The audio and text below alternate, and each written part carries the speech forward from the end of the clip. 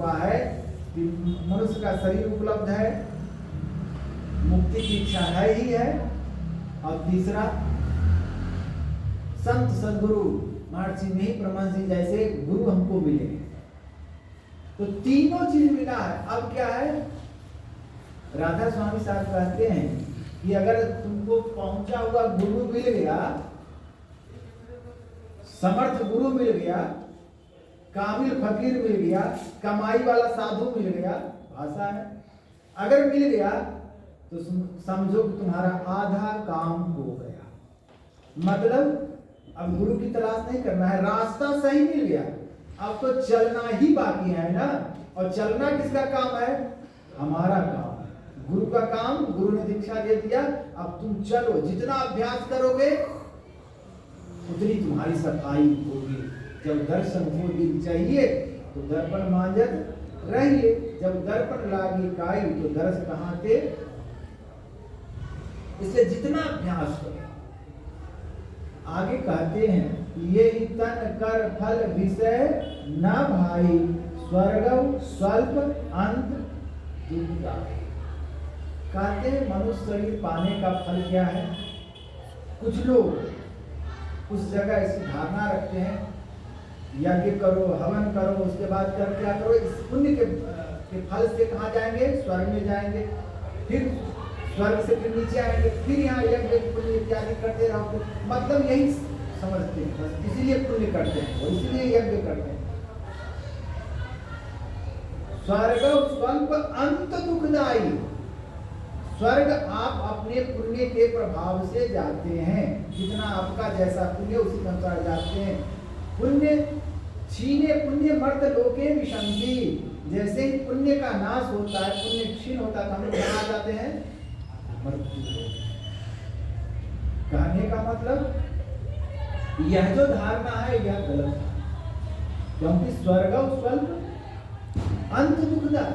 यही तक कर फल विषय ना भाई, क्योंकि विषय तो सब जीवों में, सब योनियों में मिलता है, लेकिन परमात्मा भक्ति मनुष्य शरीर के अलावा कहीं नहीं। देखो आगे कहा है भगवान श्री राम ने, आकर जारी लक्ष्य 84 यह जीव अविनाशी, फिरत सदा माया कर प्रेरा, काल कर स्वभाव मूल घेरा। 84 लाख योनियों में श्रेष्ठ कौन है? मनुष्य का शरीर। आकर जारी लक्ष्य 84 लाख योनियों में सर्वश्रेष्ठ मनुष्य का शरीर मिला है। एक उदाहरण मैं आपको सुनाता हूँ।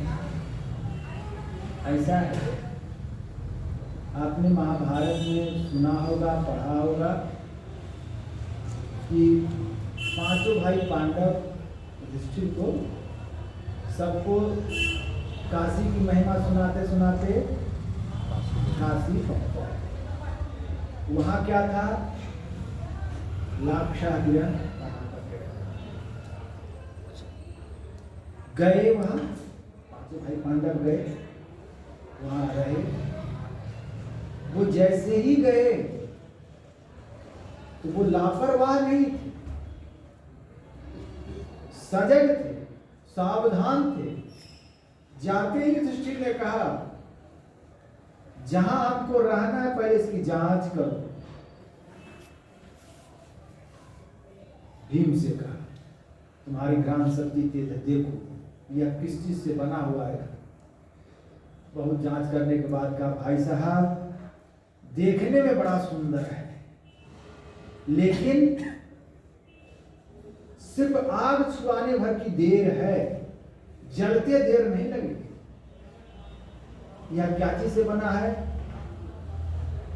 लाह घी इत्यादि से एकदम निष्ठा से सुसज्जित किया, बस एकदम ज्वलनशील पदार्थ है। कहा ठीक है, चुप रहो।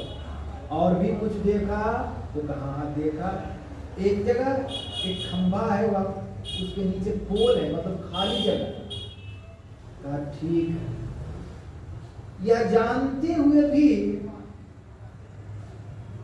किस घर में थोड़ा सा भी अग्नि चूक से भी लग जाए तो हम तुरंत मारे जा सकते हैं, उसी जगह रहे।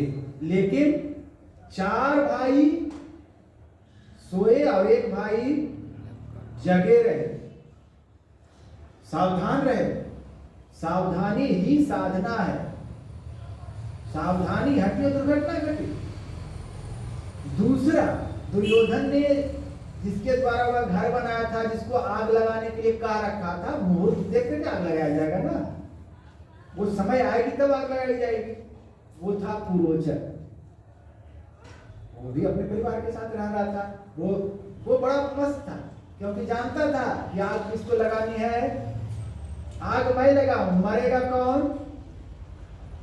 ये मरेंगे। वो लापरवाह है।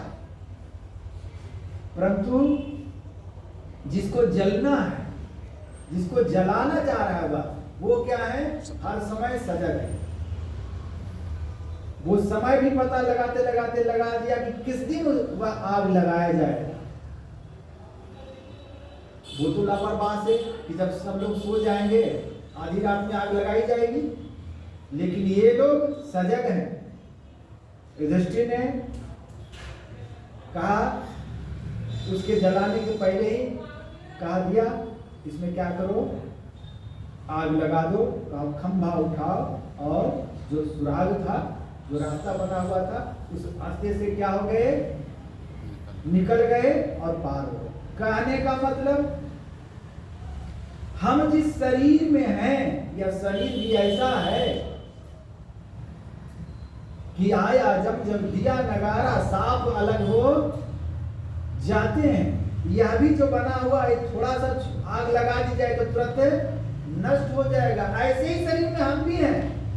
युधिष्ठिर ने चिंतन किया और जहां वह रह रहा था उसकी खोज की और सावधान हुआ। एक जो असजग था, असावधान था, वो तो जल करके मर गया। जो सावधान था वह क्या हो गया? बच गया। उसी प्रकार यह क्षणभंगुर, क्षण क्षण पल पल समय सिरावे, नर तन दुर्लभ फिर नहीं पावे। ऐसा शरीर हमको क्षणभंगुर शरीर मिला हुआ है तो बड़े भाग से मिला है, बड़ा उच्च कोटि का शरीर मिला है, लेकिन है क्या? क्षणभंगुर है, क्षण भर में नष्ट हो जाता है। इसलिए हम लोग को क्या रहने की आवश्यकता है? युधिष्ठिर की तरह सजग रहने की आवश्यकता है। जब शरीर छोड़ने की बात आए, इतना भजन करें कि उसकी तैयारी पहले से कर लें। आवे काल तो आवे, जा मरने से जग डरे, मेरो मन आनंद, कब मरी हो कब पाई हो पूरन परमानंद। ऐसी अगर तैयारी हमारी है, अगर इतनी तैयारी न भी है, तो कम से कम उस ओर अगर हम चल रहे हैं तब भी ठीक है। अभ्यास तो बन रहा है, संस्कार तो बन रहा है, तो हमारी दुर्गति नहीं होगी। नहीं तो अगर असजग रहेंगे, अरे अभी बहुत लंबा टाइम है, बाबा 80-90 वर्ष में छोड़े शरीर, तो हम लोग पहले थोड़े चले जाएंगे। ऐसा कुछ नहीं, कब चले जाएंगे कोई ठिकाना नहीं। इसलिए सजगता से साधन करने की आवश्यकता है। इसलिए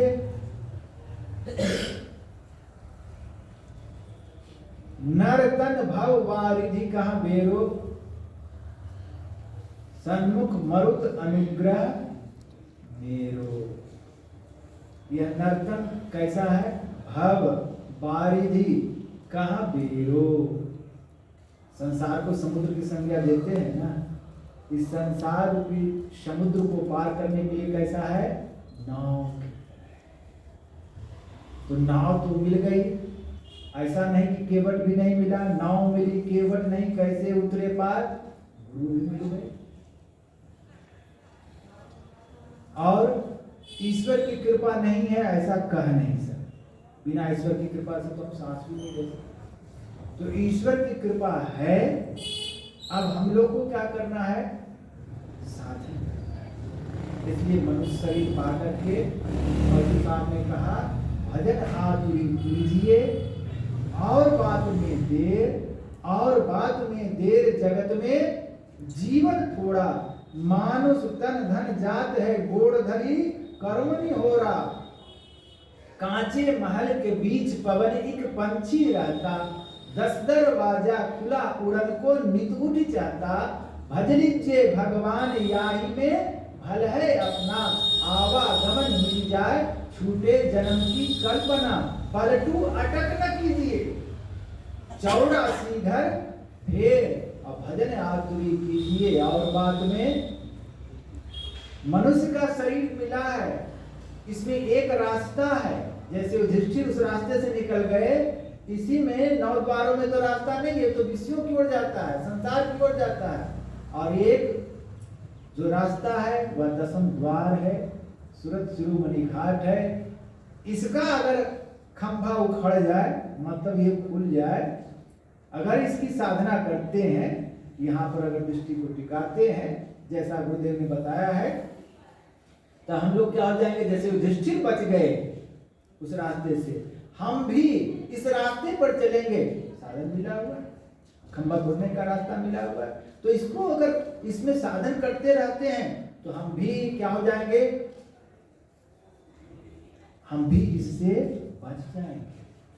और फिर क्योंकि अनेक जन्म संसिद्धस, एक जीवन में तो मुक्ति को प्राप्त करना इतना आसान काम नहीं है। कई जीवन लगे तो कोई नहीं, कम से कम मनुष्य का शरीर तो मिले। मनुष्य का शरीर मिलेगा तो इस पूंजी को हम और आगे बढ़ाएंगे, और करते करते एक न एक दिन फिर क्या हो जाएगा, अनेक जन्म जब सिद्ध होवे तो अंत संत कहावन। इसी प्रकार मनुष्य शरीर का जो उद्देश्य है, यही मानुष देह समैया में करूं परमेश्वर में प्यार। इसी के लिए मनुष्य का शरीर मिला है।